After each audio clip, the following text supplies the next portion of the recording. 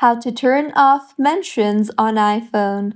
Hello everyone, I am Bishaka and welcome to our channel. Now let's get right into the tutorial.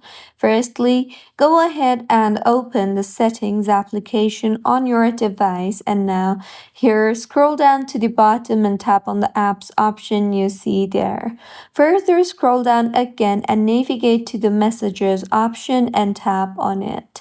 Now, here, scroll down again and under the Mentions tab, you will see the option for Notify Me. So simply go ahead and toggle off the toggle button for Notify Me. And now, whenever someone mentions your name on a group chat in iMessage, you will not be notified any longer.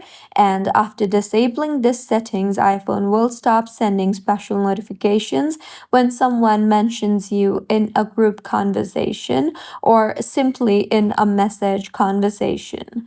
So this was about how you can turn off mentions on iPhone. If you find this tutorial helpful, please like the video and do comment if you have any queries.